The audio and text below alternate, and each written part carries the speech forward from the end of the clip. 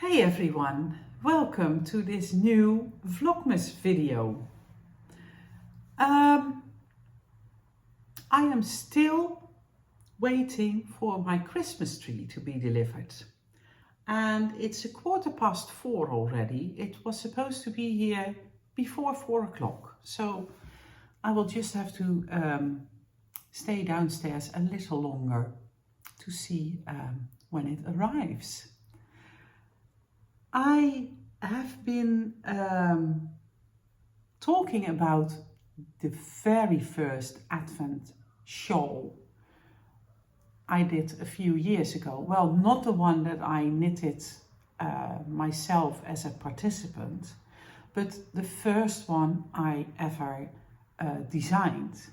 And Saskia, one of the Dutch knitters, asked, I have been knitting Advent for the third year in a row now, but where is that fourth? Where is the first Advent scarf?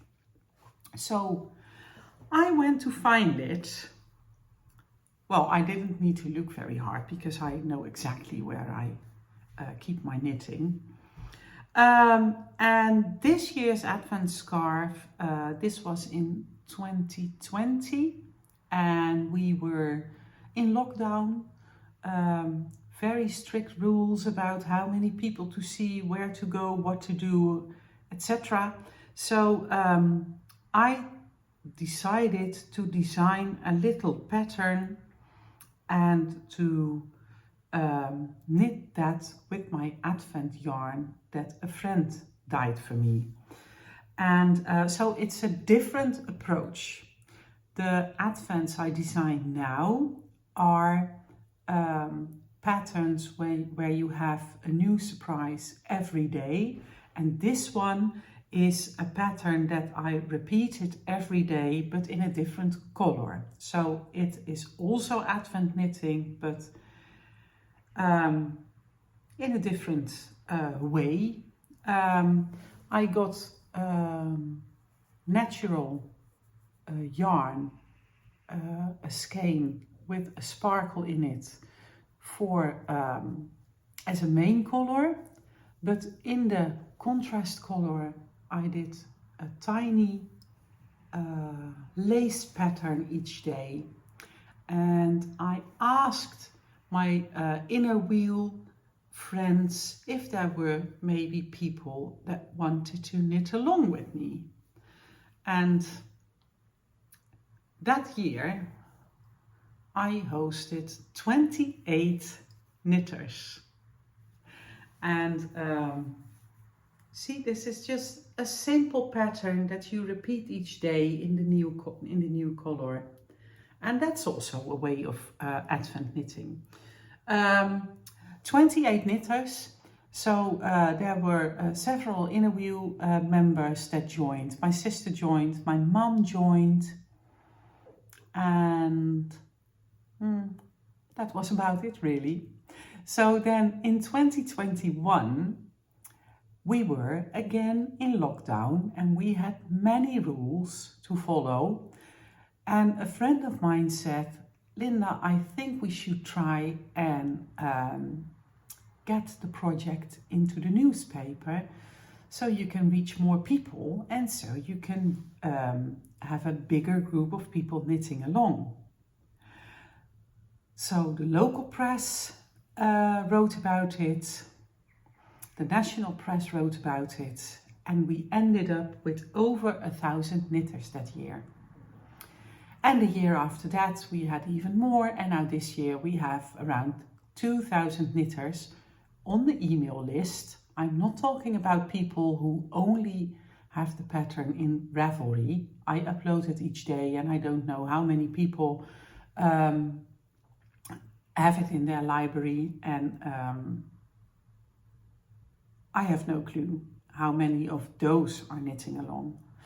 But so that's the first Advent. That's where the whole adventure started. And then the year after, when we had over 1,000 knitters, I didn't dye yarn yet. I wasn't planning on starting my wool hobby business.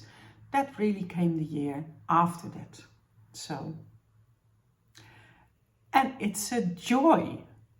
We are still expanding and coming up with new things, and it is really, really very lovely. Today I'm wearing my Capture a Cozy Moment.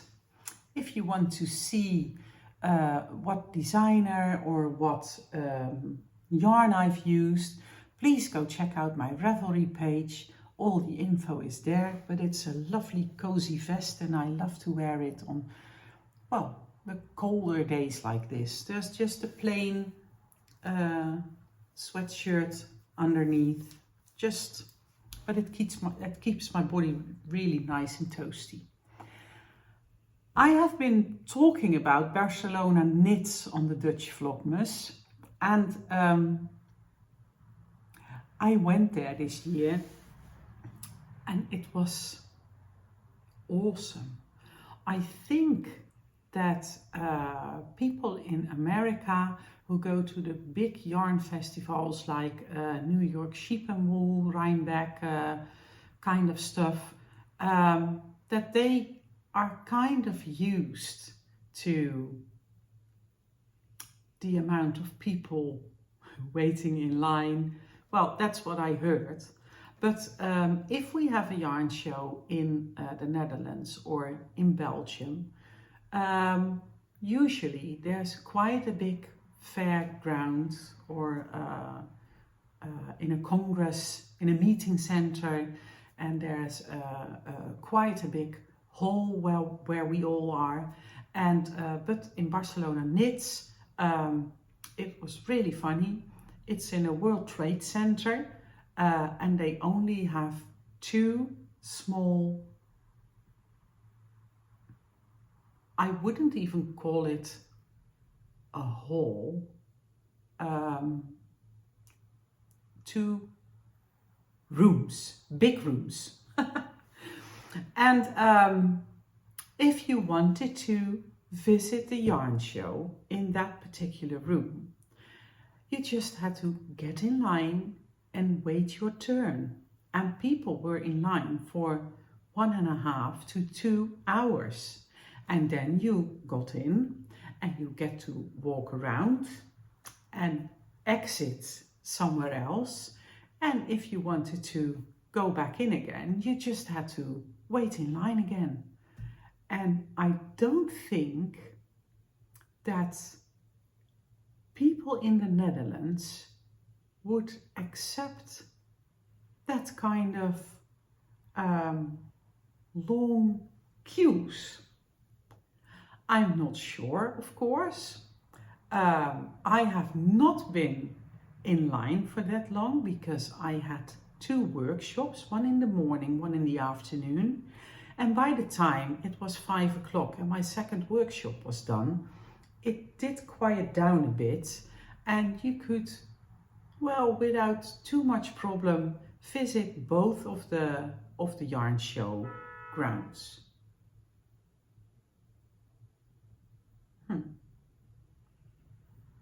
I heard a car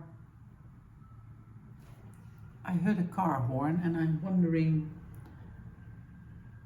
if it's the Christmas tree, but I can't see anything here, so I'm not going to bother for now. They delivered one last year and it all went well, so I suppose it will arrive anytime soon.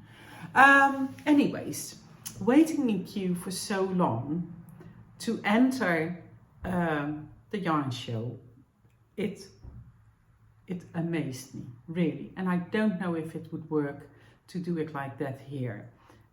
Usually here you enter a big hall where you can just walk around. There is catering inside, so you can sit down and have a coffee or lunch. You can sit down and just knit a little, and that was really different in Barcelona. There was no catering inside one of the yarn shows. There was one catering outside, one restaurant where you could get your coffee and your lunch or whatever you wanted. But there was also a queue there. So once you had visited one of the yarn shows, you could go stand in queue for your coffee. It was crazy, in my opinion. So, but the first workshop I did there was by James Nolan Watts, and while we were walking towards the World Trade Center in the morning, Rob was walking with me, and then all of a sudden I saw James walking around. I said, "Hey James," and of course I didn't know him, but he didn't know me. So I introduced myself, and Rob said, "Well, I'm going to leave you to it. I will see you tonight. Have a great day." And so James and I walked to the World Trade Center, and it was really nice to get a chance to talk to him for a couple of minutes. He is very much into modular knitting. He is a big fan of Noro yarns, the Japanese brand, and that has a really long color change. And if you knit a top-down vest, for example, and you knit this part, your rows will be short, so your collar block will be big. But once you start knitting around, your circumference is way bigger and your collar blocks will be way smaller. Well, James didn't like the way the color changes acted when knitting like that, so that's when he decided to go modular. So when you go modular, you knit smaller pieces and you knit them, you attach them while you knit, but because you knit smaller pieces, the color blocks will be bigger and you have more control of what is happening. I had to bring a swatch to his workshop, and the swatch was this middle part. It was 12 stitches and 20 rows high, and from there I think this was the next part. So I wound up some yarn to enter a new color, and you had to cast on stitches and pick up stitches, and then you would knit and attach right away. And we went all the way around, and there was an I-cord to give it a beautiful finish.